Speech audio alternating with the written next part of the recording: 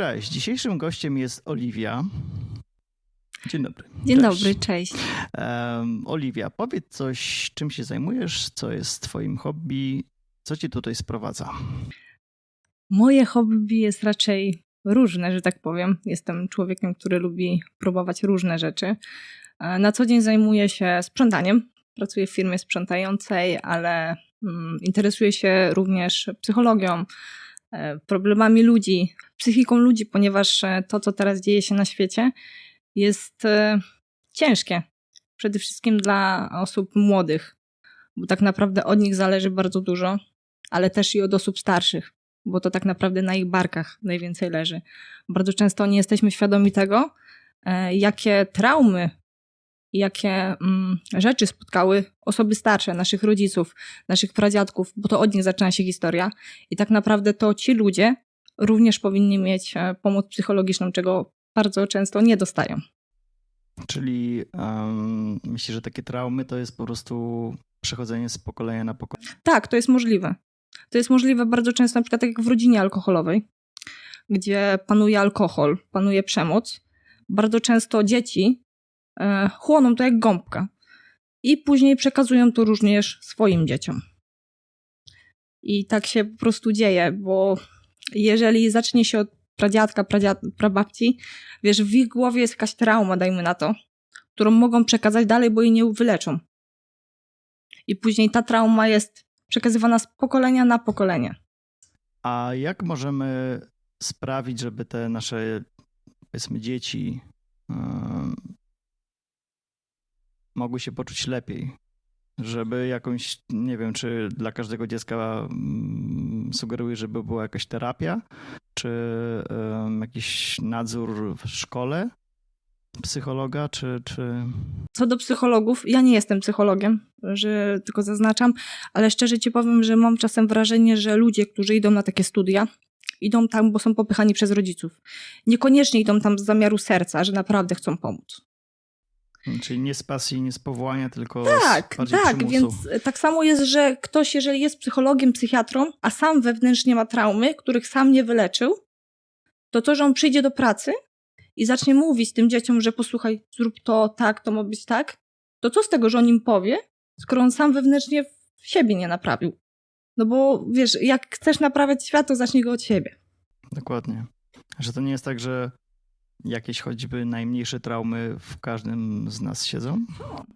Są bardzo często, czasem są one bardzo głęboko, bardzo, bardzo głęboko, bo nasza psychika to wypiera. Czyli powiedzmy w większości traum nie jesteśmy nawet świadomi. Tak. Są też takie traumy, które są na tyle bolesne, że człowiek nie chce. Nie chce dopuścić w ogóle takiej myśli do siebie, żeby, wiesz, powiedzieć komuś o tym, żeby zacząć to leczyć.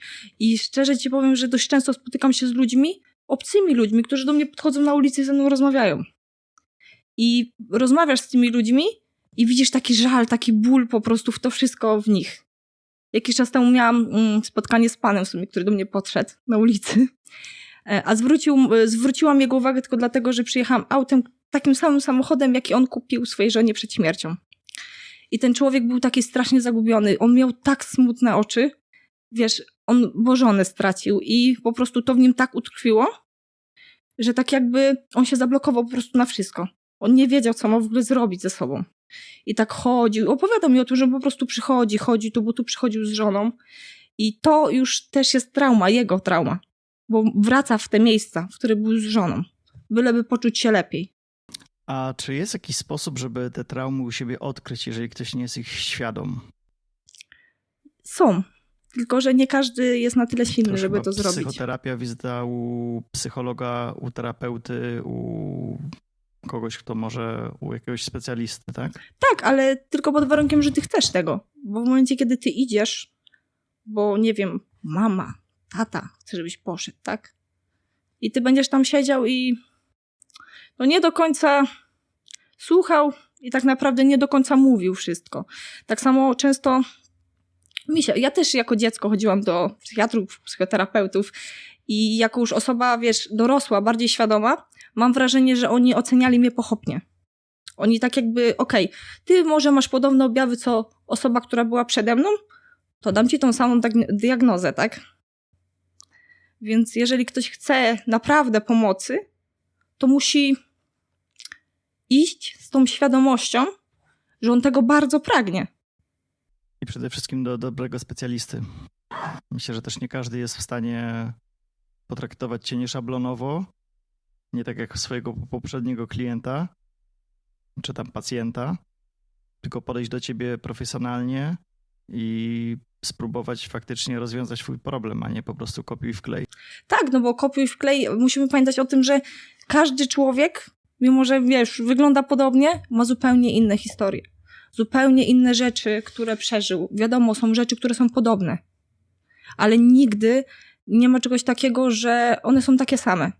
I jeżeli na przykład jest psycholog, pedagog, który myśli, że wiesz, że on wie, co tobie dolega, ale nigdy w życiu nie był w twojej sytuacji, nie ma pojęcia tak naprawdę, co zniszczyło twoją psychikę, to on ci po prostu powie to, co mu się wydaje. Oni nie słuchają, ale podsłuchują. Bardzo często. Zwłaszcza, że taka psychoterapia to nie jest jedno spotkanie, tylko to trwa przez pewien okres czasu. Tak. I to jest proces długoterminowy, więc no, tego się nie da naprawić w ciągu 1, 2 czy 5 spotkań. Nie da się naprawić tak samo jak to naraz się, wiesz, to się nie jest tak, że tu się życie nagle posypało, ta psychika. Ta psychika się sypie i sypie i sypie i sypie, jak ty siedzisz w takim pudełku, wyobraź sobie, i za każdym razem, gdy masz negatywne emocje, każde żale, ból, to wszystko, ty się zamykasz w tym pudełku. I jak ty nie wyjdziesz z tego pudełka, to te pudełko cię zgniecie. A właśnie, czy to nie jest tak, że jak te traumy się po prostu tam jedna na drugą nakładają, nawarstwiają, to w pewnym momencie to właśnie to pudełko wybucha i ty jakoś, nie wiem, masz wewnętrzne pragnienie tej zmiany, czy... Myślę, że to też zależy u kogo. Bo na moim przykładzie ci powiem, że było bardzo dużo takich rzeczy strasznych, tych takich traum po prostu nieprzerobionych, tego bólu, tych takich nerwów, w ogóle wszystko co negatywne, to się zbierało. Aż w końcu, no, tak być nie może i to pudełko pękło, rozumiesz? I nagle i moja świadomość i tak naprawdę wszystko zaczęło się zmieniać. Bo zaczęłam więcej rozumieć. Właśnie a propos tych traum. Często jest tak, że tak jak ci mówiłam, przekazywane z pokolenia na pokolenie. Ja dość często mówię też do mojej mamy, że tak jak sprząta. Moja mama bardzo często sprząta coś. Ja mówię, mamo, zostaw. Mówię, przecież to nic się nie stanie, jak tego nie posprzątasz. Nie, ja muszę. Ja mówię, tak, bo ktoś kiedyś ci kazał sprzątać. To utkwiło w twojej głowie i to również jest trauma. Bo ty musisz. Tak samo ludzie bardzo często idą do pracy i pracują bardzo, bardzo dużo, by nie dopuszczać w ogóle swojej psychiki do logicznego myślenia. I... Wiesz co, ja ostatnio też sporo się interesowałem ADHD, zwłaszcza u osób dorosłych, bo robiłem nawet taki test, że prawdopodobnie ja mogę mieć ADHD, czego w ogóle bym się w życiu nie spodziewał. No ale już do brzegu. W przypadku ADHD jest tak, że też jakby musisz coś po prostu zrobić. Nie możesz tkwić bezczynnie, bo po prostu twój umysł cały czas szuka jakichś bodźców, które będą cię napędzały. I to też może być w pewien sposób takie do siebie podobne. W przypadku z tymi traumami, tak jak mówisz, że powiedzmy z tym sprzątaniem, że masz już w głowie zakodowane, że po prostu musisz posprzątać, bo tak cię nauczyli. Więc nie wiem, no może jest jakieś takie podobieństwo. Wiesz co, powiem ci, że myślę, że bardzo dużo osób ma ADHD. Tak naprawdę. I to jest tak, że jak się kładziesz też do łóżka... Staram sobie przypomnieć statystyki, aczkolwiek mi to wyleciało z głowy. Mogę skłamać, ale 2% ludzi ma ADHD, ale mogę się mylić. Może jak sobie przypomnę, to sprostuję, bo pamięć mnie zawodzi. Może większość jest jeszcze nieodkryta. A to niezdiagnozowanych ludzi jest na pewno dużo więcej. Na przykład za moich czasów, jak ja byłem młodszy, no to nikt o czymś takim nawet nie słyszał. I ADHD to jest po prostu widok przed oczami, jeżeli ktoś mi mówi ADHD, no to ja sobie wyobrażałem takiego chłopca, który biega po szkole i go tam, wiesz, nauczycielka z linijką goni i że jest niegrzeczny i cały czas się tam, wiesz, wydziera i nie może w ławce usiedzieć podczas lekcji. No taki był mój obraz takiego dziecka z ADHD. No to jest jednak zupełnie coś innego. To okej, to też jest nadpobudliwość, nadruchowość, ale ta nadruchowość nie musi wcale się nie musi się objawiać tym, że po prostu nie możemy w miejscu usiedzieć. Ja na przykład mam często taki syndrom skaczącej nóżki. I to jest też już jeden z objawów ADHD. Tak, obgryzanie paznokci. Mam wszystkie co do jednego obgryzione. Zabawa włosami takie. No, pobawiłbym się, ale... Po prostu nie możesz się skupić tak naprawdę. Tak. No właśnie. A wspominałaś też, tylko że to już poza kamerami, na temat depresji u dzieci. Tak, bo wiesz co, ja jestem przerażona tym, co się dzieje z psychiką dzieci. Wiesz, czym jest aplikacja TikTok. I bardzo często obserwuję i gdy wyświetla mi się post, ja nie chcę żyć.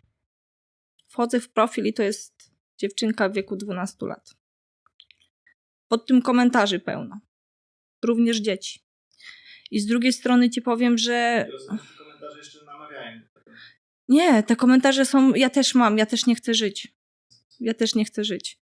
I ja jestem przerażona i nie mogę powiedzieć, gdzie są rodzice, bo często też ci rodzice mają własne problemy, sami ze sobą nie mogą sobie poradzić, więc jak mogą pomóc temu dziecku? I oni czasem też nie widzą wielu rzeczy. I to nie jest tak, że to dziecko tego nie pokazuje. Bo to wcale tak nie jest. Jeżeli słucha mnie jakiś rodzic i to ładnie proszę, żeby sprawdzał, co jego dziecko udostępnia. Apelujemy, tak. Bo ja jestem przerażona. I te statystyki, które są, samobójstw wśród dzieci, właśnie przez depresję i nie tylko, bo to nie można podpisać depresję pod jedno. A może pójdźmy w tą stronę. Co może być takimi pierwszymi symptomami, według ciebie oczywiście, które mogą rodzicom jakby pomóc zidentyfikować problem? Bo wiadomo, dziecko idzie do szkoły, zmienia się środowisko, czy to jest szkoła podstawowa, czy to jest szkoła średnia. No i wiesz, no trafiają do grupy nowych osób i tak naprawdę nie wiadomo, z kim mają tam do czynienia. Na pewno jednym z ważnych syndromów jest coś takiego, że dziecko wraca do domu, rzuca plecak i go nie ma. Ten rodzic mówi do tego dziecka, a to dziecko nie chce mi się, albo że nie chce pójść do szkoły. Tak? I ty mówisz, ale dlaczego ty nie chcesz iść do szkoły? Ty musisz chodzić do tej szkoły. Okej, ale zapytaj dlaczego. Na przykład mój syn chodzi już do 2. klasy. W 1. klasie, jak to rodzic, jak ci minął dzień w szkole? Okej, dobrze. Zmieniłam pytanie. Jakie emocje towarzyszyły ci dzisiaj w szkole? I tu jest naprawdę duży sukces, bo on do mnie mówi, trochę było smutku. Było dużo szczęścia, ale był też smutek. Okej, czym on był spowodowany? No bo ten i ten kolega mnie zdenerwował. Czym? Nie chciał się bawić, zabrał mi piłkę. To są naprawdę najmniejsze rzeczy. Wiesz, on ma 6 lat i to już zakodowało się w jego umyśle. Po prostu te emocje. Bo jak zapytasz dziecka, jak ci minął dzień? Tak jakby zapytał dorosłego, jak ci minął dzień? Dobrze, bo nie chcę ci się tego rozwijać. Nawet gdybyś miał najgorszy dzień w swoim życiu, ty i tak powiesz, że jest dobrze. Właśnie tutaj w Holandii mnie też trochę może nie dziwi, bo już do tego przywykłem. Natomiast trochę drażni to ich takie dopytywanie, jak się masz? Czyli tak po angielsku tłumacząc, how are you? I to wiesz, spotykasz 100 osobę tego dnia w pracy, powiedzmy, i zadaję ci to pytanie. W moim przypadku, hey Oscar, how are you? Okay, good, I'm fine, thanks. Wiesz, ja na przykład nie mam w nawyku, żeby ich o to samo zapytać. Bo my w Polsce nie mamy czegoś takiego, że pytasz drugiej osoby, co tam u ciebie? Jest przeważnie cześć czy dzień dobry. No i na tym się rozmowa kończy. Ale wracając do początku, wydaje mi się, że w większości przypadków to bardzo sztuczne. Bo nawet jeżeli coś jest nie tak, ty tak się odpowiada, że yes, thanks, I'm fine. Tak. Czy to jest ten podobny mechanizm, o którym opowiadałeś w przypadku dzieci? Tak i nie. Bo powiem ci szczerze mówiąc, że Holendrzy ostatnio się tego dowiedziałam, że gdy pytają, co u ciebie, i ty odpowiesz im dobrze, to dla nich jest lepiej, jak powiesz im, że jest u ciebie dobrze, niż jak rozwiniesz całą sytuację. Bo oni nie są do tego przyzwyczajeni. Oni nie są przyzwyczajeni. Oni zapytają ciebie, jak się czujesz, powiesz im, że dobrze. Zapytasz ich, jak się czujesz, dobrze. I to tyle. Bo gdyby oni się ciebie zapytali, jak się czujesz, a ty opowiadasz im całą historię, to oni... Ale o co tobie chodzi? Tak, ja zapytałem się tylko po prostu, co u ciebie. Kiedyś powiedziałem, że słabo. I tak już widziałem po moim rozmówcy, że nie bardzo go w ogóle to interesuje. Wystarczy powiedzieć dobrze, i koniec tematu w zasadzie. Tak, a wracając do tematu dzieci i ich psychiki, to bardzo dużo rzeczy dzieje się przez hejt. Czym jest hejt? Nie musimy nikomu mówić, tak? Tylko z drugiej strony, jeżeli... Jest go chyba na tyle pełno wszędzie, że każdy go doświadczył i to nie raz. Tak, tylko że takim hejterom postaw lustro, bo po prostu ty, tak jakbym ci teraz powiedziała, jesteś brzydki, to ja po prostu czuję się brzydka. Jesteś głupi, to ja czuję się głupia, ale wylewam to na ciebie. Bardzo często osoby, które hejtują, są smutne, są zazdrosne, są po prostu... Ich psychika jest po prostu już na takim niższym szczeblu, gdzie dla nich wszystko jest po prostu złe. Ty jesteś brzydki, gruby, niedobry. Czyli ich jakby już sposób patrzenia na świat zmienia się. Jest jakby w innym kolorze, czarno-białym powiedzmy. Tak, w czarno-białym kolorze. Okej, czyli oni nie dostrzegają żadnych pozytywnych aspektów życia, tylko wszystko, co widzą, to jest czarne i białe. Tak, bardzo często dlatego, że oni wylewają, to jest takie trochę odbicie lustra, że jeżeli ty się czujesz źle, to ty będziesz wylewał to zło. Czyli swoje emocje jakby przelewasz na innych. Tak, ja to jestem dobrym przykładem tego, bo ja byłam osobą z depresją, po prostu ja byłam w ciężkim stanie. Ja od dziecka w ogóle miałam problemy, w sensie psychiczne, przez właśnie traumy, rzeczy, które nie powinno widzieć dziecko tak naprawdę. I w momencie, kiedy zaczęłam się leczyć, zaczęłam dostrzegać to wszystko wewnętrznie, to ja już inaczej patrzę na to. I jeżeli myślisz źle, to przyciągasz zło i to naprawdę działa. A jak już myślisz lepiej, to przyciągasz lepsze rzeczy. No, nie mając świadomości pewnych rzeczy, tkwimy w nich, nie zdając sobie sprawy ze skali tego problemu. A gdy opuścimy tą taką bańkę, możemy spojrzeć na to z innej perspektywy i dopiero zrozumieć, gdzie popełniliśmy błąd, co było spowodowane. No tak, właśnie z takich...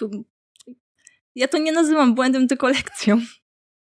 Z tego się uczymy najwięcej tak naprawdę. Bo wiesz co, moment, kiedy ty usiądziesz z taką naprawdę czystą psychiką, że tak powiem, takim spokojnym umysłem i ty przekalkulujesz wszystko, co się wydarzyło i jak wpłynęło to na ciebie, zaczynasz naprawdę dużo dostrzegać.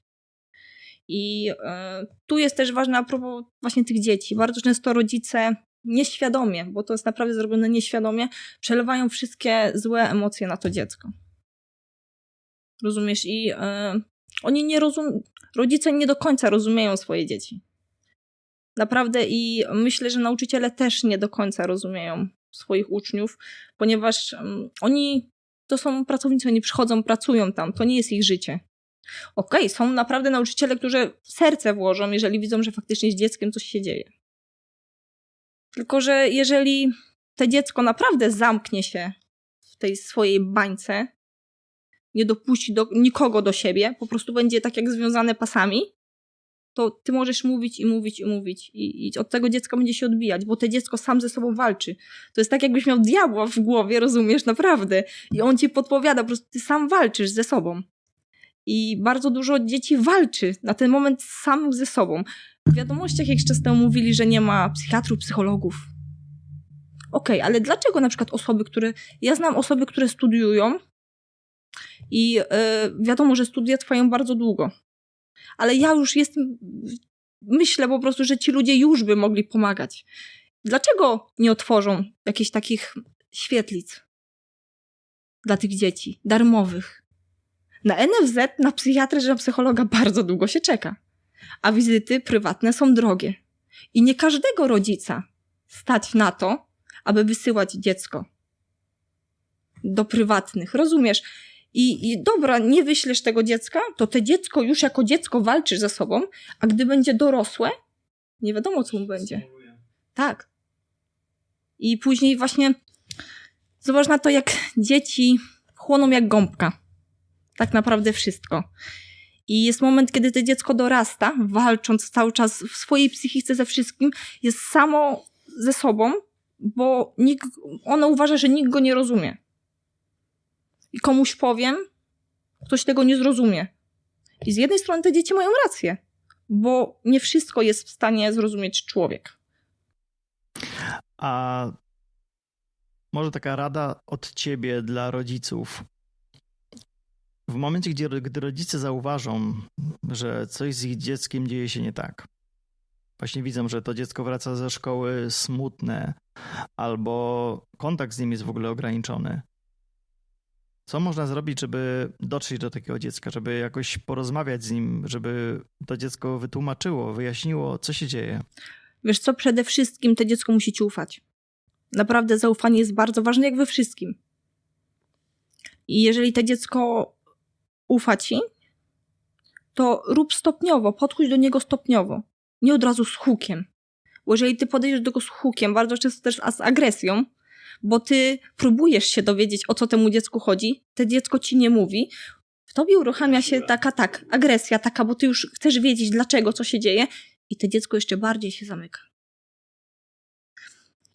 Dzieci też myślę, że nie za bardzo ufają, bo one jeszcze tak naprawdę nie wiedzą, czym jest zaufanie do końca. Być może ktoś kiedyś zranił ich zaufanie, przez co boją się zaufać. Na przykład jak pójdzie do psychologa, tak? Szkolnego, bo nauczycielka wyśle. I on jej zaufa, bo poczuje od niej ciepło, a ona pójdzie do pokoju nauczycielskiego, wszystkim opowie, do tego dziecka to dojdzie, to niech ona się nie dziwi, że to dziecko już nie ma do niej zaufania. Takie dziecko, ono w ogóle rozumie ten problem? Może problem rozumie, ale czy rozumie, że to jest aż tak istotne, że po prostu musi jakby z tym rodzicom zwierzyć się, opowiedzieć o tym, żeby oni jakoś mogli zareagować? Czy to dziecko po prostu stwierdzi, że dobra, to ja to będę jakby trzymał w sobie, czy trzymała i to minie? No to taki chwilowy smutek, chwilowy, nie wiem, chwilowy dół. Wiesz co, myślę, że dzieci bardzo często tak myślą właśnie, że to jest takie chwilowe, że nie zdają sobie z problemu tego, z powagi sytuacji, że to będzie rosło. Bo jeżeli ty nie zdusisz tego w zarodku, to będzie dalej rosło i rosło. A mogłabyś coś opowiedzieć o temacie takim dosyć trudnym, a mianowicie samobójstwach wśród dzieci nastolatków? Wiesz co, powiem ci, że to jest bardzo ciężki temat, który śledzę od dłuższego czasu, ponieważ interesuję się właśnie psychiką człowieka. I jest tego bardzo sporo. Statystyki są naprawdę wysokie i one będą rosły. Między innymi dlatego, że te dzieci są niezrozumiane i one czują się niezrozumiane. I jeżeli rodzic zauważy już takie pierwsze oznaki, bardzo często dzieci się tną i rodzice nie zauważają tego. Nie zauważają tego po prostu, że wiesz, one sobie zrobią nawet na ciele, na nogach, w miejscach, których nie będzie widać, tylko dlatego, żeby ulżyć sobie w bólu. I ja obawiam się tego, do czego to dalej będzie dążyć, jak to dalej się rozwinie. Skoro to, co się dzieje już w tym momencie, mnie przeraża, to co będzie dalej, to będzie jeszcze gorsze. Czy myślisz, że takim głównym prowodyrem tego całego wzrostu samobójstw wśród dzieci jest internet? Tak, tak. Naprawdę myślę, że internet jest tutaj takim numerem Wiesz, ja 1. pamiętam moje dzieciństwo, gdy nie było jeszcze internetu, albo był, ale to już w takim stadium bardzo początkowym. Wiesz, hejt nie istniał wtedy. A jak istniał, to tylko taki w 4 oczy. Ewentualnie mogłeś zadzwonić do kogoś i mu tam nawrzucać. Ale no nie było anonimowych komentarzy pod twoim filmem, czy no nie było takich rzeczy. Wiesz co? Nie było Facebooka, nie było Instagrama, nie było TikToka. Wiadomo, no były pewne ograniczenia, ale to też nie wpływało tak bezpośrednio na ludzi. Jeżeli wchodzisz w internet, musisz mieć tą świadomość, że ten hejt poleci. Bo tak już działa ten świat. Za komputerem po drugiej stronie siedzą osoby smutne. Wiesz, one nienawidzą... To jest... Nie kochasz siebie? Wiesz, czym jest miłość własna? Jest jedną naprawdę z najważniejszych rzeczy, czego ludzie nie są świadomi. Bo jeżeli ty nie kochasz siebie, to nie pokochasz nikogo i ty na wszystkich będziesz wylewał wszystkiego szkieżale. Mówię to jako osoba, która już tak robiła, po prostu miałam tak. Że skoro ja cisnęłam po innych, to nie dlatego, że coś było nie tak w tym człowieku. Było nie tak coś ze mną. A jak zbudować taki mechanizm, który powiedzmy uchroni nas przed tym hejtem? Bo wiesz, no niektóre osoby, no przyjmą to na klatę i ten hejt po nich spłynie. Ale są takie osoby, które ten hejt no wezmą do siebie. I naprawdę no, mogą też poczuć się z tym źle, albo może to doprowadzić do czegoś więcej. Tak. Powiem szczerze mówiąc, że ja się nie przejmuję hejtem. Ja znam swoją wartość. Ja znam swoją wartość, wiem, gdzie byłam, gdzie jestem i gdzie chcę być. I naprawdę ludzie to, co mówią, mało mnie to interesuje, a między innymi dlatego, że w momencie, kiedy ja słuchałam naprawdę rzeczy, które ktoś mówił o mnie, to mnie to tak wyniszczyło. Mnie to wyniszczyło. Ja schudłam, ja wyglądałam jak taki kościotrup po prostu. I dostawałam komentarze, ale ty schudłaś, ale nikt nie zapytał, jak ja się czuję. Tylko już, bo ty schudłaś. Jak przytyłam, ty przytyłaś. Więc ja się tym nie przejmuję i myślę, że nie powinniśmy się tym przejmować, bo to co my myślimy o sobie jest najważniejsze. To, że staniesz przed lustrem i jesteś w stanie sobie powiedzieć, jesteś dobra, jesteś najlepsza, dasz radę. Naprawdę i powiem ci, że to jest taka mega motywacja. Tak samo wracając do tematu właśnie Kacpra, mojego syna, ja mu mówię, jaki jesteś? Jestem mądry. I kiedyś dziecko zadało mi pytanie, jedno z najtrudniejszych pytań, jakie dostałam od dziecka, dlaczego mój syn mówi, że jest mądry i on jest mądry. Te pytanie we mnie uderzyło jak diabli, ponieważ to nie ja powinnam mówić temu dziecku, dlaczego tak jest, tylko rodzicom. Jeżeli ty powtarzasz swojemu dziecku, że on jest głupie, że do niczego się nie nadaje, że to mu nie wyjdzie, to się nie dziw po prostu, że to dziecko działa jak działa. Ty masz go motywować. Tak, ty masz go motywować, ty jesteś najlepszy. Pięknie rysujesz, pięknie śpiewasz, wszystko co chwycisz jest najlepsze. Bo ty wszystko potrafisz. I to się zakoduje naprawdę w umyśle tego dziecka. Tylko trzeba nasz umysł działa tak, że jesteśmy naprawdę zakodować bardzo dużo rzeczy. Ty jesteś najlepszy. I to nie dlatego, że ja jestem, czuję się lepiej od innych. Nie. Czyli to po prostu po jakimś czasie wchodzi w krew, tak. Staje się nawykiem, dziecko po prostu już w to wierzy. Jaki jesteś najlepszy? Jesteś szefem? Jestem szefem. Naprawdę i powiem ci, że jakbyś powtarzasz cały czas dziecku, ty jesteś głupi, to ci nie wyjdzie, po co to robisz?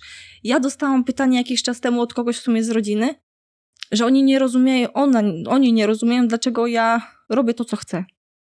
Wiesz, że tu fotografia, tu jakiś trening, tu po prostu robię, co to chcę, bo dla nich jeden rzecz, jaka jest, to po prostu tak, jak są nauczeni, jest jeden cel i ty idziesz w tym celu. A ja wolę się chwycić różnych rzeczy, bo w czymś mogę być jednak najlepsza. Rozumiesz? Dokładnie, trzeba sprawdzić. Tak, i to nie jest tak, że kiedyś ktoś powiedział, że człowiek orkiestra robi wiele rzeczy naraz. Ja myślę, to nie jest tak, że po prostu ludzie kurczowo trzymają się jednej rzeczy przez całe życie, bo boją się zmiany? Boją się, to jest wyjście ze strefy komfortu człowieka. To jest naprawdę ciężkie. Naprawdę. Samo to, że jestem teraz u ciebie. To jest moje po raz kolejne wyjście z komfortu. Ja prowadzę ten podcast. Tak, to jest kolejne wyjście z komfortu i powiem ci, że mimo, że jest ciężko, bo ty się zastanawiasz, stres bierze górę, wiadomo, tylko w momencie, kiedy ty już przekroczysz minimalną granicę tego wyjścia z komfortu, to ty lecisz. Tobie się rozkładają skrzydła i ty pędzisz. Bo to jest ten strach taki, który często cię blokuje. Bardzo często strach blokuje nas. To jest takie ego, wiesz, mówisz przez ego. Twoje ego ci, nie, to się nie uda. Nawet nie próbuj. Tak, boimy się zaryzykować, bo myślimy, że sobie nie poradzimy. Tak. Że nie sprostamy własnym wymaganiom. A spróbuj. Jak ci nie wyjdzie, no to nie wyjdzie. Jak Ale będziesz... też chyba często też boimy się oceny innych osób. Rodziców, nie wiem, swojego partnera. Mam ci powiedzieć, co ja uważam? Mnie osobiście nic nie interesuje.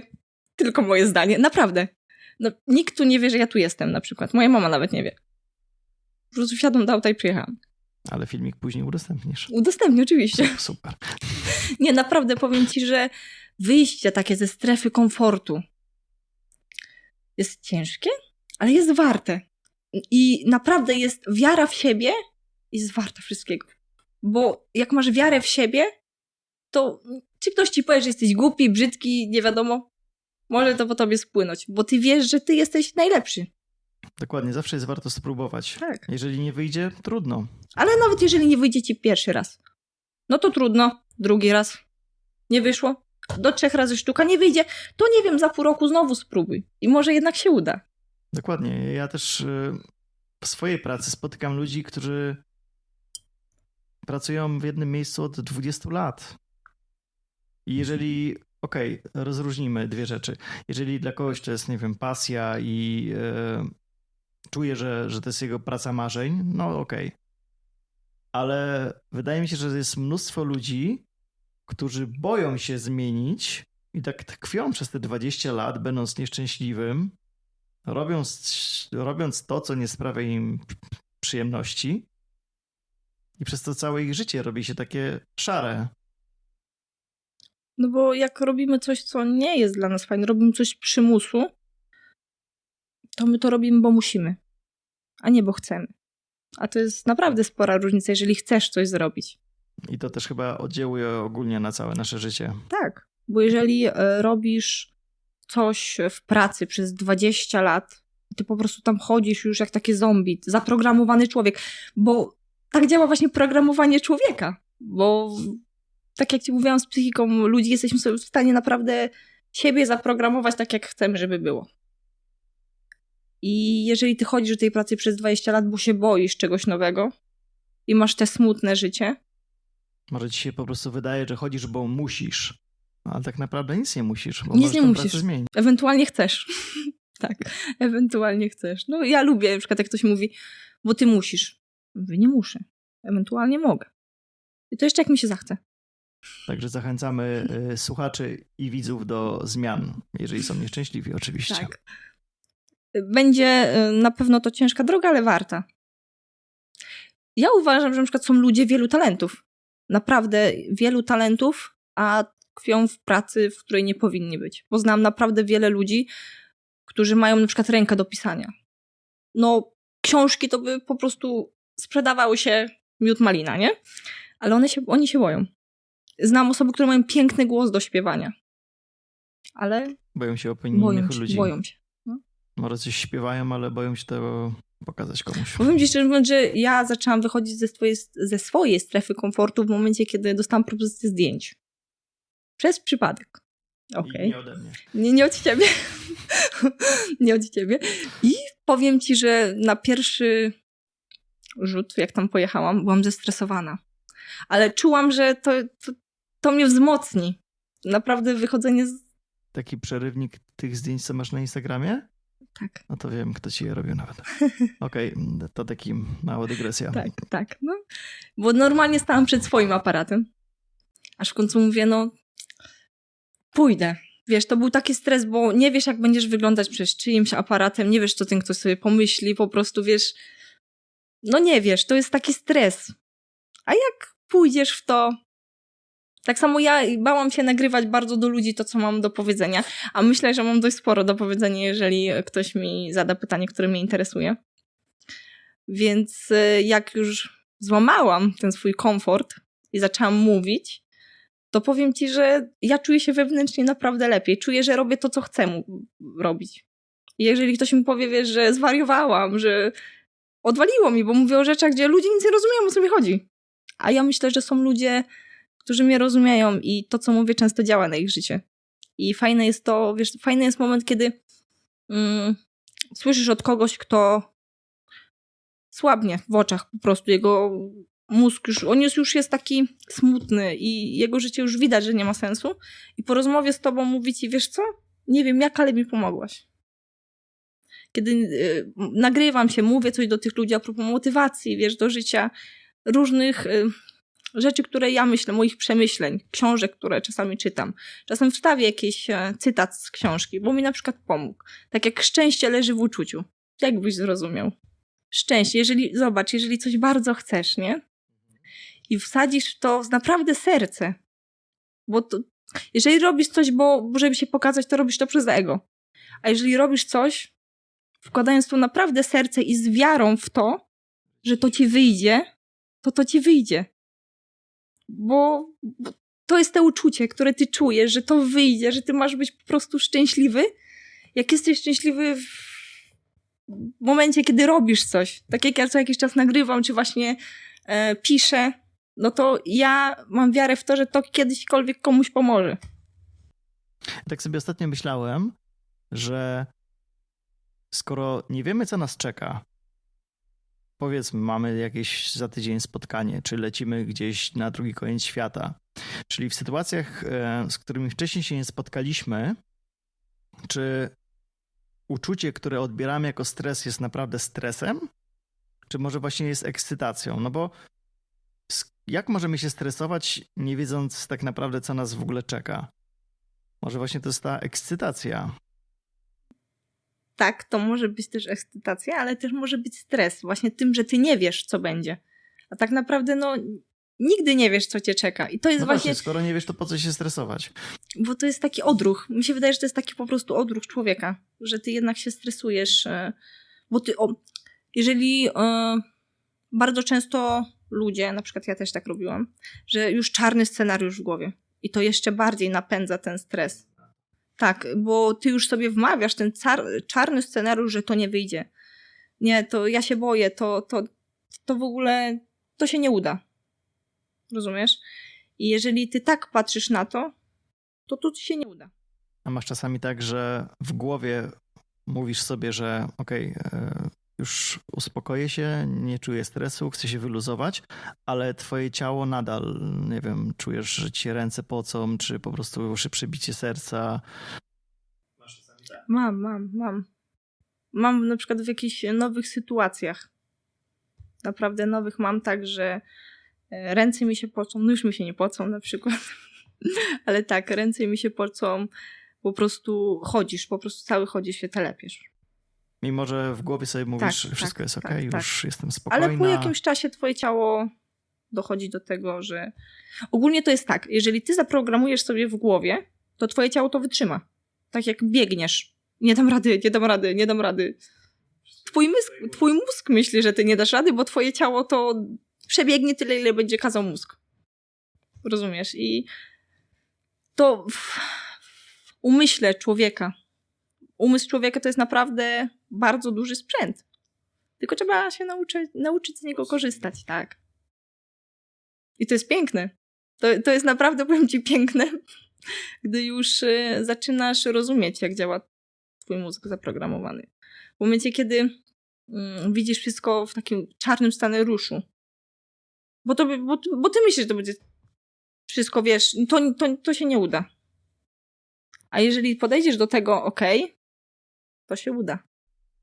A czy stosujesz, możesz polecić jakieś takie techniki, które troszeczkę, nie wiem, zrelaksują kogoś w przypadku takich stresowych sytuacji. Jak sobie ty sama radzisz z takimi sytuacjami? Muzyka i tańczę. Ja słucham muzyki i tańczę. Uwielbiam tańczyć. Nie robię tego publicznie ogólnie. Nie, co jakiś czas jakiś filmik wrzucę, ale to na pewno mi bardzo dużo daje. Ja śpiewam sama do siebie oczywiście. Więc tak, rozładowuję właśnie stres muzyką. Muzyką, tańcem, wyjściem na spacer. Jeżeli wyjdziesz na spacer z muzyką, z słuchawkami, to ty czujesz się fajnie. Już zaczyna, wiesz, taki fajny vibe łapać, czujesz się taki wolny. A najlepszy jest moment, kiedy ty ściągasz słuchawki, siedzisz na trawie, po prostu masz tak oczyszczony umysł i jest ci lepiej. Jest ci lepiej, bo ty po prostu wszystkie takie myśli, to wszystko tak spływa, ty masz taką pustkę i wtedy w tej pustce najwięcej rozumiesz i najwięcej słyszysz. I zastanawiam się, czemu ludzie bardzo często nie chodzą na spacery, nie chcą chodzić na spacery. Też nie lubiłam chodzić na spacery, aż do momentu, kiedy wzięłam psa. I stwierdziłam, że kurczę, no trzeba chodzić. I wiesz, nie zawsze robię z nią 20 kilometrów, ale zdarzało się tak, że w weekend z nią zrobiłam 20 A kilometrów. masz jakąś taką stałą trasę, czy za każdym razem gdzie indziej? Wiesz co, ja jestem człowiekiem, który lubi się gubić. Lubię poznawać nowe trasy. Są miejsca, które już znam. Ogólnie, jeżeli chodzę w miejsca, które znam, to też wiem, na ile mogę sobie pozwolić, na ile mogę pozwolić psu. Bo ona też już zna ten teren. A w momencie, kiedy idę na nowe miejsce, to i ja się stresuję, i ona. Rozumiesz? Ale z drugiej strony jest tak, że idę w nieznane i to nieznane okazuje się najpiękniejszym miejscem, jakie w życiu znalazłam.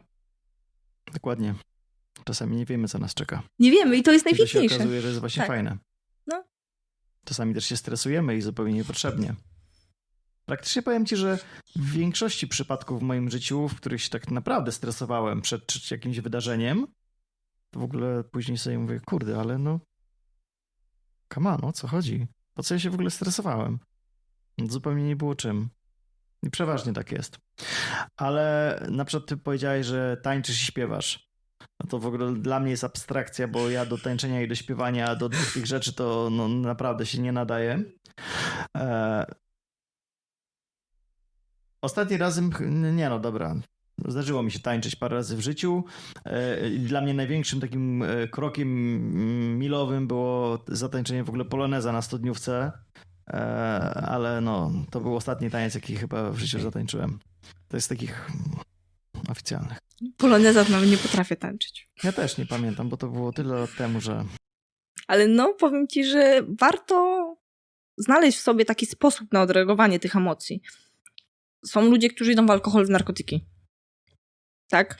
Ale to wcale nie, to wcale nie pomaga. Tędy droga, bo to jest przykrywanie problemu. Tak, bo alkohol i narkotyki nie wyleczą ci problemu. I one ci jeszcze powiększą, bo ty już nie myślisz świadomie. Wiesz, człowiek, który na przykład pije przez tydzień, on trzeźwieje, tak naprawdę cały jego organizm przez na przykład 3 tygodnie. Tak, to jest przykrycie bieżącego problemu, to plus dodanie kolejnych problemów spowodowanych. Tak, tylko narkotyki, alkohol podwyższa twoją pewność siebie. Pewność siebie, powiedzmy, tak? Chwilowo, no. Bo ty czujesz, że latasz, jesteś Bogiem. Na przykład na mnie fajnie działa takie wyciszenie podczas jazdy samochodem. Wyciszasz się podczas jazdy? Tak, zwłaszcza powiedzmy autostradą. No w ruchu miejskim czasami po prostu potrafi się unieść też. Oczywiście nie korzystam z klaksona i tam nie otwieram okna i nie krzyczę na innych kierowców, ale potrafię tak, że tak powiem, pod nosem coś tam sobie przeklnąć. Ale taka jazda autostradą bardzo mnie wycisza. Jak nie ma korków. I zawsze... Tak. To jest warunek. Nie może być korków. Tak. To zawsze po takiej jeździe, wiesz, wychodzę z tego samochodu i po prostu czuję się taki spokojny. Ja też lubię. W momencie, kiedy jeszcze sobie puszczę muzykę, którą lubię. Mogę sobie śpiewać. Ludzie, wiesz, obok przejeżdżający to czasem jak na wariata patrzą. Bo ja tam się bujam po prostu, wiesz, szczęśliwa do tej muzyki. Oni mnie nie słyszą, ale tylko widzą, że się bujam. I to jest takie też... No, wyciszenie. Wiesz, co mi się zdarzyło ostatnio robić dosyć często? W ogóle radio wyłączam w samochodzie. Tak? Mhm. I idziesz po prostu słuchając. Na początku to tak dziwnie, bo jest taka głucha cisza i tylko słyszysz szum, ale powiem ci, że nawet pomaga. I wtedy słyszysz swoje myśli, nie? dochodzą do ciebie te takie... często słyszę swoje myśli. Ja kiedyś próbowałem swoją drogą medytacji, żeby po prostu ten umysł trochę wyciszyć. I też właśnie to jest jednym z podpunktów w teście na ADHD, że te myśli po prostu cię tak bombardują z każdej strony, twój umysł jest taki, wiesz, hiperaktywny. Po prostu tutaj, wiesz, jeden wątek, drugi wątek, trzeci wątek, piąty wątek i po prostu się gubisz momentami, bo cały czas o czymś myślisz. Nie potrafisz tak, wiesz, siąść z taką pustą głową, ze spokojnym umysłem i też spojrzeć na różne rzeczy z innej strony. Tylko to ci się tak, wiesz, wszystko skumuluje, robi ci się w głowie taki kalafior z różnymi tematami, no i to tak, wiesz, tkwi później. Dlatego ja też kiedyś próbowałem medytacji. Parę razy usnąłem podczas medytacji. No ale faktycznie no troszkę wycisza, ale w przypadku osoby z ADHD, zresztą nie wiem, czy mam, ale taka bezczynność jest właśnie czymś strasznym. Bo ja na przykład też nie potrafię tak, nie wiem, położyć się na kanapie na przykład i tak sobie poleżeć i popatrzeć w sufit. Nie potrafię tak zrobić, bo od razu po minucie czasu ja wstaję i muszę zrobić to, muszę zrobić to, muszę zrobić to. Tutaj muszę coś posprzątać, tutaj muszę komuś odpisać, tutaj muszę, nie wiem, nagrać coś. Już jest to muszę. Tak. Już jest to muszę, no. Tak. Bo ja muszę. No tak naprawdę... Tylko, że to jest właśnie napędzane przez swoją głowę. Mhm. Bo tak naprawdę ja nic nie muszę. Nic nie musisz, no. Ty ewentualnie możesz. No wiadomo, że tam do pracy, bo pieniądze rządzą światem. Więc chociaż myślę, wiesz co, ja osobiście twierdzę, że bez pieniędzy może nie, inaczej. Jeżeli jedyne co masz to pieniądze i to jest cały twój świat, to jesteś smutnym człowiekiem. Bo ja też nie jestem miliarderem, wiesz o co chodzi, ale potrafię się cieszyć nawet najdrobniejszych rzeczy.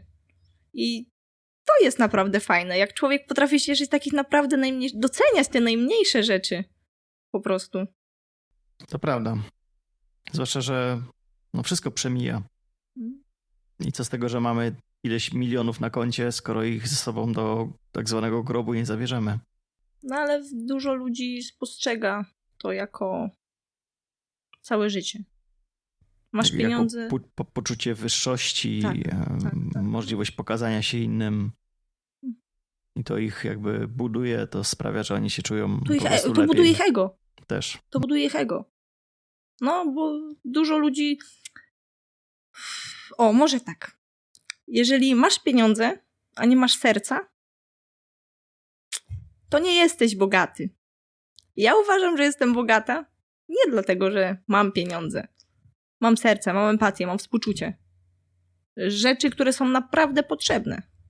A których brakuje w dzisiejszych czasach. Brakuje. Jest znieczulica. Jest znieczulica. Naprawdę, ja czasem widzę, jak nawet pranki jakieś robią, że ktoś upadnie, przejdzie cała chmara ludzi, nikt nie podniesie. Jest znieczulica na świecie, naprawdę straszna. Jak myślisz, czym jest to spowodowane? Po prostu, bo jest tego za dużo, czy... Mam wrażenie, że ludzie po prostu są jak roboty, jak zombie chodzące. W wielu przypadkach oni nie mają empatii. I wracając do tematu internetu, myślisz, że to może mieć jakiś związek właśnie z internetem? Tak. Tak, bo... To też powiem to, co wcześniej. Też mam wrażenie, że te, nie wiem, 15-20 lat temu no, ludzie byli troszkę inni. Jacyś bardziej życzliwi, serdeczni, pomocni. Nie tacy samolubni jak teraz. Mhm. Wiesz co, ja się urodziłam w 98 roku. I to już był taki, no koniec tych lat 90. Ale szczerze ci powiem, że dorastałam na podwórku, kiedy, wiesz, wychodziliśmy, graliśmy w piłkę na trzepaku. Mama to prędzej, wiesz, wołała do domu, niż wyganiała. A teraz to ty musisz wypchnąć te dzieci. W momencie, kiedy jestem w Polsce i przejeżdżam po jakichś placów, parków, tam jest pusto. Albo jak siedzą, to tylko na telefonach. Naprawdę i tak wziąć te dzieci teraz współczesne dzieci, młodzież, pokazać im, jak to było kiedyś. Jeździsz czasami komunikacją miejską? Jeżdżę. A obserwowałaś ludzi? Tak, uwielbiam to robić. Ja tak samo. Ja uwielbiam. I dosłownie 99% ludzi siedzi z telefonem. Naprawdę, ja I to uwielbiam. naprawdę wygląda komicznie. Jedna osoba obok drugiej, druga obok trzeciej, każdy z telefonem. Ale to jest smutne. To jest smutne i dlaczego, nie wiem, nie zapytasz kogoś, jak się dzisiaj czuje? Po prostu... i tu wracamy też do tematu depresji. Jedzie ktoś, wiesz, metrem, dajmy na to pociągiem, autobusem i ma zły dzień, czuje się źle w swojej głowie. I gdyby na przykład osoba obok zapytała, jak się czujesz? Czy nie wiem, co u ciebie słychać, co dziś robisz? Po prostu taka komunikacja, bo jeżeli ludzie są samotni. Ludzie są naprawdę samotni. I czasem, jeżeli nawet zagadasz do jakiegoś człowieka, słuchaj, a co u ciebie? Albo mamy piękną pogodę i ty widzisz, że ten człowiek, który był szary, on za chwilę się uśmiecha. Bo ktoś zwrócił na niego uwagę. A to może jest tak, że ta osoba boi się zapytać, żeby tamta jej nie powiedziała, a weź spierdalaj. Być może tak jest, Bo już widzi po niej ten smutek, jakąś złość i po prostu boi się spytać. Wiesz co, wystarczy naprawdę trochę empatii.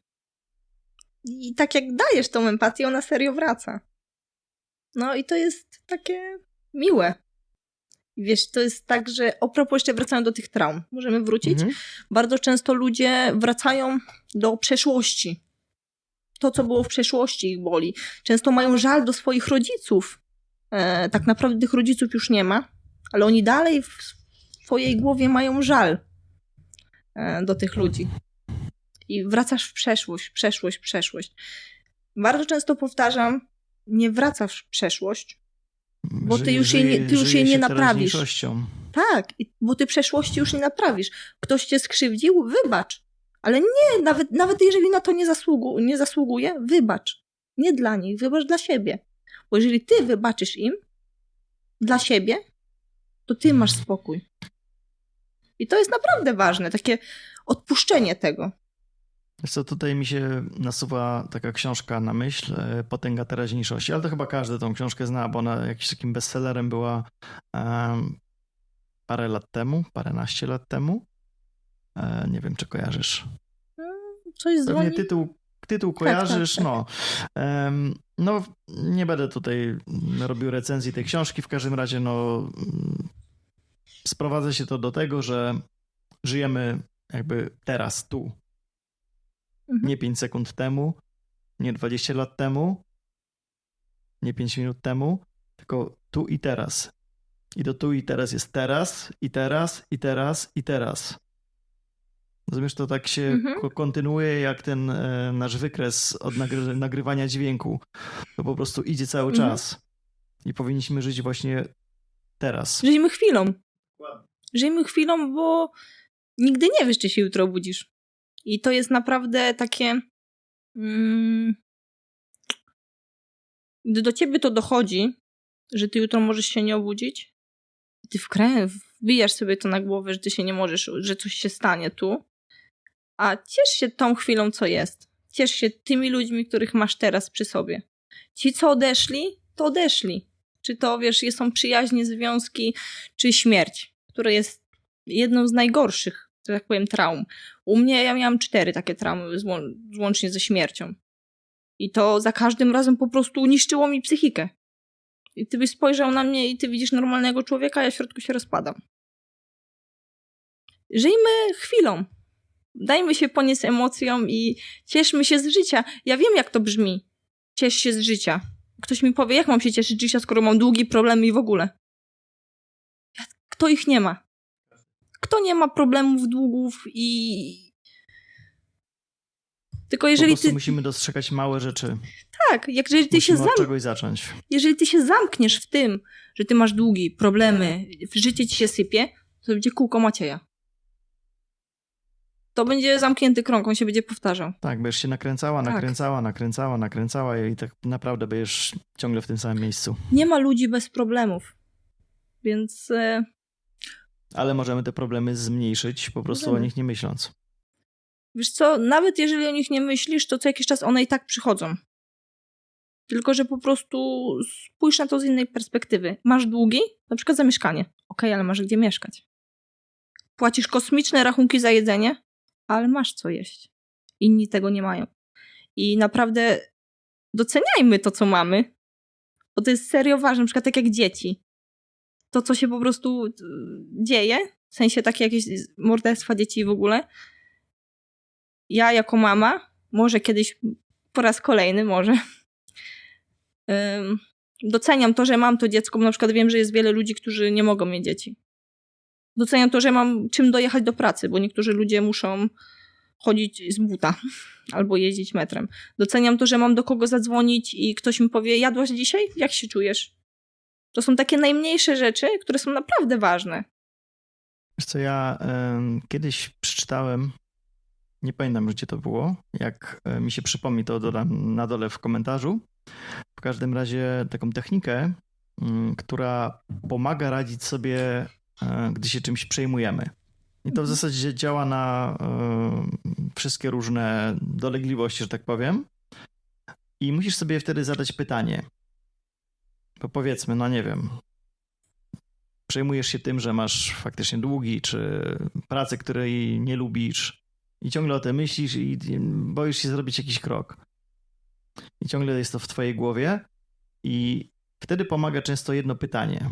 Czy mogę coś z tym zrobić w tej chwili? Jeżeli możesz, to zrób, a jeżeli nie możesz, to po prostu o tym nie myśl. Jeżeli myślisz, że nie możesz, to znajdź jakieś obejście. Wiesz, mamy przed sobą wiele drzwi. I jeżeli wejdziesz w pierwsze drzwi i tam ci nie wyjdzie, masz jeszcze 15 kolejnych. Próbuj. Nie można się zamykać na jedną rzecz, Tak samo jeżeli coś sprawia, że jesteś nieszczęśliwy, to po co w tym żyć? To tak samo jak denerwujesz się na kogoś. Ja to często też powtarzałam, jak denerwujesz się na kogoś, ty nie krzywdzisz tego kogoś, ty niszczysz siebie. Bo ten ktoś, to ty na niego nakrzyczysz, wiesz, ty już po prostu dochodzisz, gotujesz się, styki ci się w ogóle spaliły, a ta osoba tak... Ona się nie przejmie. No i ty niszczysz siebie. Dokładnie. I bardzo dużo Nie dość, że ludzi. kosztuje cię to dużo energii, to jeszcze to niczego nie zmienia. Energia jest naprawdę bardzo cenna. Owszem. Szczególnie ta pozytywna. Tak, bo w ostatnich czasach widzę, że ludzie mają nadmiar energii, ale tej właśnie negatywnej. Negatywnej, tak. No. Tak. Jest bardzo dużo osób, które mają taką negatywną. Gdzieś ten balans pomiędzy tą pozytywną a negatywną jakoś tak się zatracił. No bo to jest to, o czym mówiliśmy. Oni się po prostu sami dołują. To takie samobiczowanie. Tak. No. Naprawdę myślę, że wiesz co, wyjście w ogóle do takiej pozytywnej energii jest ciężkie, bo za każdym razem ty myślisz o tych złych rzeczach i to tak cię gotuje, a w momencie, kiedy to odpuścisz, odpuszczenie jest naprawdę takie potrzebne niektórych rzeczy. To jest tak, jak ci mówiłam, z lekcjami życiowymi. Poznajesz jakieś osoby i ty się uczysz od nich. Albo to, co jest dobre, albo to, co złe. I wyciągasz wnioski. Wyciągajmy, wiesz, wnioski z własnego życia. Na moim przykładzie, ja mogę mówić o wielu przykładach, ale na moim przykładzie nikt się nic nie nauczy. Każdy niech się uczy na własnych błędach. Niech inni mogą być inspiracją. Tak. Przykładem, że tak coś stało się, że to mogło pomóc nam. Znaczy im. I wtedy wyciągamy wnioski i dostosowujemy to do siebie. I sprawdzamy, czy to działa. Jak nie, to spróbujemy czegoś innego. Warto próbować w ogóle czegokolwiek. Dokładnie. Trzeba od czegoś zacząć, a później już samo No zamykasz się w klatce i ty po prostu siedzisz w tej klatce przez... Przepraszam, że brzydko powiem, przez 30-40 lat siedzisz i pierdzisz fotel. Bez żadnej, wiesz, wizji na w ogóle życie. Ty non-stop robisz to samo. W dzień, bo ty już jesteś tak zaprogramowany. A czemu nie spróbujesz? Wyjdź do tych ludzi. Uśmiechnij się, wiesz. Ja jak pójdę do klubu gdzieś, no ogólnie rzadko wychodzę, ale jestem poczepana. Jak widzę kogoś, że ktoś siedzi smutny, czy ja go znam, czy ja go nie znam, ja podchodzę, wydawaj tańczyć, chodź. Mnie to nie interesuje, wiesz o co chodzi. Żeby, jak dajesz ludziom taki vibe, taką energię, oni często łapią to naprawdę. Jeżeli siedzi ktoś smutny i widzisz, że podchodzisz do niego i go zagadujesz czy coś i już zaczyna on chłonąć to twoją taką dobrą energię, nie to takie, wiesz, zdołowanie, gdzie siedzisz i po prostu myślisz, byleby się napić i wszystko jest złe i smutne i nie każdy ma w życiu kolorowo, naprawdę. I to tak działa. Czyli taką pozytywną energią można się zarazić, Można. Powiem ci, że tak powiem. To jest też bardzo ważne, jeżeli spędzasz czas z ludźmi o negatywnej energii, o niskim poczuciu własnej wartości, smutnych, po prostu zazdrosnych, to ty również taki będziesz. Ja powiem ci, jak zmieniłam otoczenie. Przystajesz, takim się stajesz. Tak. Ja jak zmieniłam otoczenie i to jest bardzo dobry przykład, że przestałam otaczać się ludźmi, którzy mi mówili, po co to robisz? Czyli takimi toksycznymi Tak, ludźmi. za to teraz mam osoby, które mi powiedzą, dasz radę, ty to zrobisz, bo ci się to uda. Bo ty na to zasługujesz. I jeżeli ja nie byłam nauczona czegoś takiego, że ktoś mi mówi, bo ty na to zasługujesz. W momencie, kiedy ktoś mi powiedział, że ja na coś zasługuję, ja byłam w szoku. Ja byłam przerażona. Naprawdę. I widzę po sobie, że ja odcięłam bardzo wiele ludzi od siebie. Naprawdę bardzo wielu. Moja mama mnie zapytała kiedyś, jak ja to zrobiłam. Bo to byli ludzie, wiesz, z którymi ja całe życie spędzałam. Po prostu przekalkulowałam sobie, co mi się bardziej opłaca. Czy siedzieć w smutnym, zapiziałym fotelu, czy chłonąć życie. Bawmy się życiem, bo je mamy jedno. Dokładnie, nie wiadomo, kiedy się skończy. Tak. Powiem ci szczerze mówiąc, że znałam jedną osobę, która mi powiedziała, że nie boi się śmierci. Był to mój tata. Który zmarł. Bardzo, wiesz, pił bardzo dużo. I ja jakiś czas temu miałam taką myśl, taką wenę, że zrozumiałam, że on nie bał się śmierci, bo on się bał życia. On się naprawdę bał życia. Dlatego stwierdził, że śmierć jest wyjściem. A ona nie jest wyjściem. Bawmy się tym życiem, bo niektórzy tak jak narzekają, że nie wiem, mają brzydkie buty. Inni ludzie nie mają nóg. Doceniamy, że nie wiem, ja mam dzisiaj podarte spodnie. Doceniam, że mam podarte spodnie, bo niektórzy ludzie nie mają. Dokładnie, nie jesteś ich na spodnie na przykład. Nie stać ich.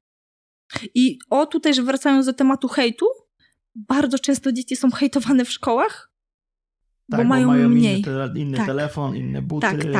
Tak. No, ale zobacz. Nie mają bluzy Adidasa, a jakąś inną. Dzieci powielają też to, co słyszą w domu. To jest taki fajny obrazek. Widziałam mema, jak jest rodzic, stoi za dzieckiem i jest język taki przedłużony. Bo to, co dziecko słyszy, ono powie. Jeżeli, nie wiem, rodzic się śmieje, że ktoś jeździ gorszym autem, to dziecko również będzie się śmiało, że chłopak ma tanie buty. Ja też jako dziecko chodziłam w tanich ciuchach albo po kuzynkach, wiesz. Bo tak wtedy było. Teraz jak patrzę na swoje zdjęcia z dzieciństwa, zastanawiam się, matko jedyne, jak mnie tak mogli ubrać. Ale jednak... Też mam takie zdjęcie, byłem ubrany w taki różowy kombinezon. Ale jednak miałeś w co się ubrać. Nieważne, że to było, wiesz, dziedziczone z pokolenia na pokolenie. Właśnie aż się boję pomyśleć, skąd to było i po kim dziedziczone. Ale miałeś. Tak, jest pamiątka, mam to zdjęcie do tej pory. Nawet wszystkie takie pamiątkowe zdjęcia przywiozłem do Holandii ze sobą. Pamiątki są bardzo ważne. No i powiem ci, że właśnie fajne jest to, jak ludzie zapamiętają wspomnienia, nie jak zrobią zdjęcie. Ja też robię, ja bardzo często biegam z aparatem, czy filmuję coś i ktoś mi pyta, ale po co? Bo będę miała pamiątkę, nawet jeżeli coś umknie w mojej psychice, bo coś zapomnę, na nagraniu czy na zdjęciu już to będzie. A drukujesz zdjęcia, czy wszystkie kumulujesz? Wiesz co, niektóre wywołuję. Taką aplikację znalazłam, gdzie mogę sobie po prostu wywołać większą część zdjęć. Mam to w planie, żeby wywołać jeszcze więcej. Dla Kacpra przede wszystkim właśnie jego zdjęć. Bo jak sama ja teraz otwieram, wiesz, album, gdzie jestem małym pierdkiem biegającym i gdzieś te momenty wyparły z mojej psychice, nie? Fajnie się to po latach ogląda, nie? Fajnie, bardzo fajnie, no. Ja też z mojego dzieciństwa mam, no, żeby ci nie skłamać, z 10 albumów i bardzo lubię do nich wracać. Tylko że wszystkie te zdjęcia są zdjęciami analogowymi. I ja nawet swego czasu, parę miesięcy temu, kupiłem, chyba tam będzie widać nawet, może Aparat. nie, parę aparatów analogowych. Mam nawet w lodówce klisze analogowe. Sam wywołuję w domu. Więc naprawdę fajne doświadczenie. No i te zdjęcia, co prawda, są skanowane i tak finalnie trafiają do komputera, ale później je normalnie drukuję i one mają, nie wiem, jakąś taką duszę. Może mi właśnie te lata dzieciństwa przypominają, że te zdjęcia były takie nieperfekcyjne, takie, wiesz, tutaj dużo ziarna, jakieś nieostre, ale te zdjęcia miały jakąś taką duszę. A te zdjęcia, które teraz, te cyfrowe, no dobrze, może są fajne, ostre, fajne kolory, wysokiej jakości, ale nie wiem, czasami mi czegoś brakuje w nich. Dlatego takie przesłanie, drukujcie zdjęcia, wywołujcie zdjęcia, bo to będzie fajna pamiątka. Ja też praktycznie z takiego etapu gdzieś 10-15 lat, właśnie to był taki moment, że wyszły aparaty cyfrowe albo po prostu te w telefonach, to mam taką lukę w moich, że tak powiem, kronikach rodzinnych. Po prostu tam nie ma nic. Bo ja to gdzieś kumulowałem na telefonie, a to się telefon zepsuł, a to telefon zmieniłem i te zdjęcia po prostu gdzieś przepadły. Znikają, no. Tylko fajnie mieć takie pamiątki, jednak robić to systematycznie, żeby to zostało z nami na lata. Tak, i powiem ci, że tak, jeżeli nawet postawisz zdjęcie dziecka, dajmy na to, które było robione 4 lata temu, to dziecko patrzy na to i mówi, ale ja byłem mały, ale fajnie, a co ja tu robiłem? I no warto jest uwieczniać wspomnienia. A czy wierzysz w to, że ludzie potrafią się zmienić? Wierzę i powiem ci, że jestem świadoma tego, że ludzie zmieniają się albo na dobre, albo na złe. I jeżeli pójdziesz w tą złą stronę... Ale to tak jeszcze dla wyjaśnienia, to chyba nie jest intencjonalne, czyli że ktoś nie planuje, że pójdzie w złą stronę, raczej to jest... Został pokierowany w tą stronę, tak? Bo jeżeli ktoś planuje stać się lepszym człowiekiem, jakąś zmianę na lepsze zrobić, no to jest raczej intencja, tak? Że chce. Bo to jest bardzo ważne, żeby ty musisz chcieć. Ale w przypadku tej drugiej opcji, drogi w tą gorszą stronę, to raczej to jest takie... To nie jest nasz wybór. Powiem ci, że poznałam ludzi, którzy byli świetni. Naprawdę świetni. Aż w końcu coś w nich pękło i zrobili się potworami, że tak powiem. No, bardzo często ludzie noszą maski. I jeżeli patrzysz na przykład na kogoś, że on jest miły, cudowny i w ogóle, to nie zawsze jest tak. Czasem patrzysz przez iluzję. I wierzę, że ludzie się zmieniają i mam wielką wiarę w to, że każdy jest w stanie to zrobić. Tylko pytanie jest, czy ty chcesz. Dokładnie. Bo jeżeli ty nie chcesz zmiany, dla ciebie jest dobrze, siedzisz tu, gdzie jesteś, tobie jest dobrze, to nie narzekaj. No tak, wspomnieliśmy wcześniej, czasami ludzie po prostu nie widzą problemu, który istnieje. Tak. Bo oni nie chcą dopuścić myśli, że problem istnieje. Ja nie mam problemu. Każdy ma jakiś problem. Czy on jest mniejszy, czy większy. Nie ma ludzi bez problemów. Dlatego ważne jest, żeby ten problem samemu dostrzec. Tak. Bo czasami jest tak, że ktoś powie ci, że ej, słuchaj, coś jest z tobą nie tak. To może być tak, że odbierzemy to jako atak. Tak. No, powiem ci, że ja bardzo często odbierałam coś jako atak. Ja też. Bardzo, bardzo często, jeżeli ktoś mi coś mówił, to ja się gotowałam. Ja po prostu, do mnie nie mów wtedy, bo ja miałam wrażenie, że ty mnie atakujesz. Ale tu wracając do traumy, bardzo często jest to spowodowane właśnie traumą z dzieciństwa. Że ty masz to, że ktoś cię atakuje. Tak jak ja teraz na przykład... Tak, że cię krytykuje, tak, że ci coś tam, nie wiem, wypomina. Mhm. Ja nie przyjmowałam krytyki. Mnie nie można skrytykować. Było. Teraz jak już mnie ktoś krytykuje, no to nie ma ludzi idealnych, no co mam powiedzieć. Ale bardzo, nie przyjmowałam do siebie krytyki. Ale zdarza ci się też, że jakaś krytyka cię też dotyka w pewnym stopniu. No wiesz to co? chyba to jest raczej oczywiste, bo nie ma ludzi, po których to raczej spływa tak, wiesz, jak woda. To zależy jaka krytyka. Jeżeli ktoś mnie Neguję za w coś... 4 oczy. Już Tak. nie mówię o jakimś hejcie internetowym. Tak, ale za coś, co robię teraz. Okej, troszeczkę zaboli i pomyślę nad tym, co zmienić. Ale jeżeli ktoś mi, że tak powiem, brzydko żyguje moją przeszłość, łapiąc się punktów naprawdę słabych. Najgorzej jest, jeżeli poznajesz człowieka, jesteś w stanie mu zaufać i ty mówisz mu o swoich słabych punktach. No on to później wykorzystuje przeciwko Tak, i on tobie. to bardzo często wykorzystują.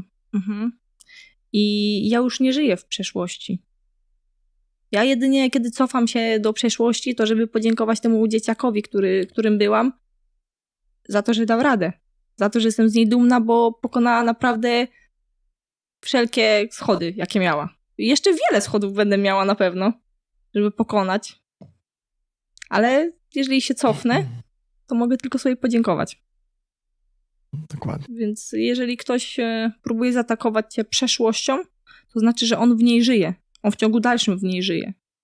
A w przeszłość zostawiamy. Jest tu i teraz, tak jak mówiłeś. Dokładnie. Jest teraz.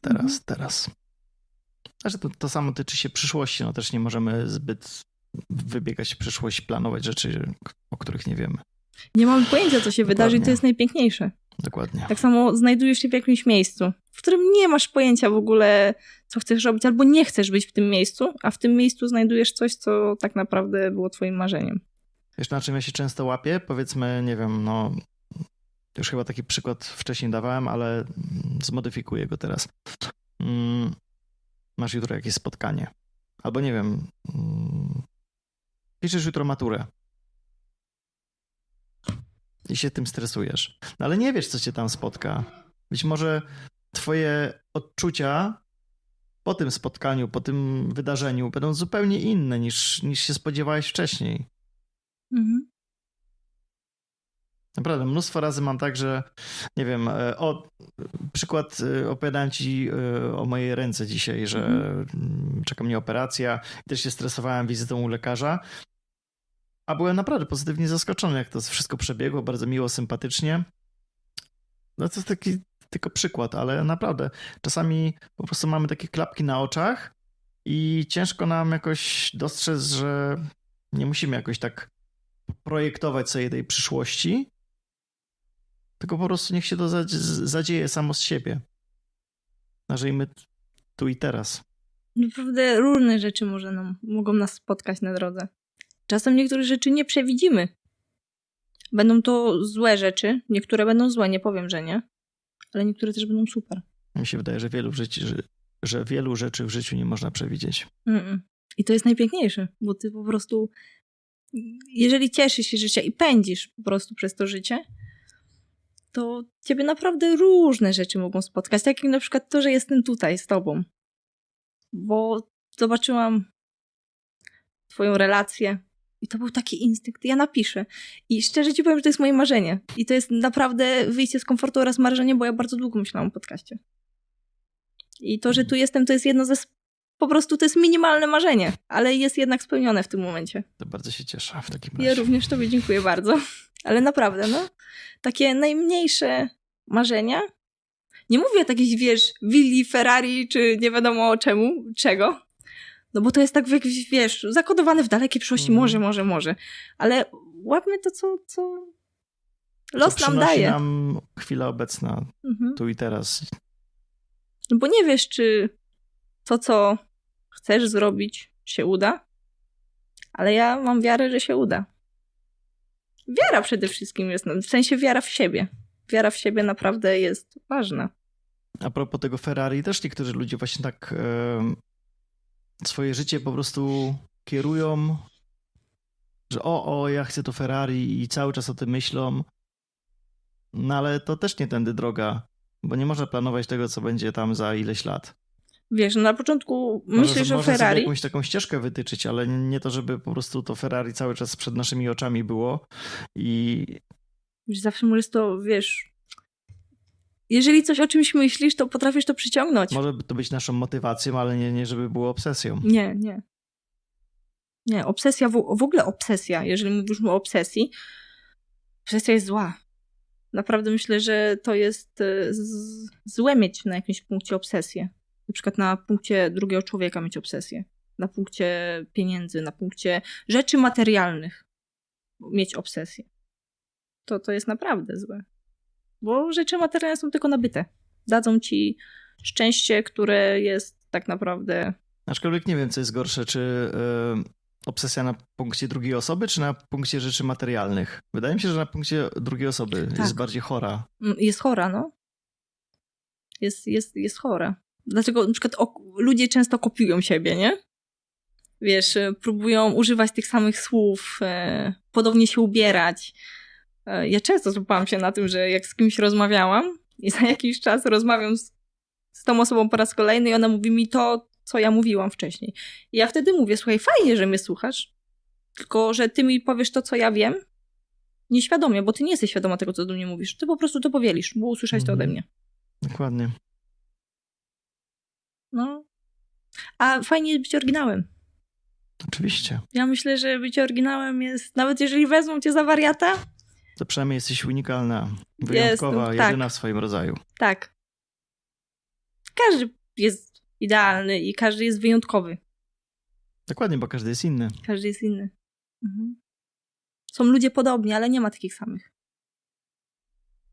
Tak samo jak mamy inne odciski palców, to tak samo różne nas charaktery, wygląd i wiele innych rzeczy.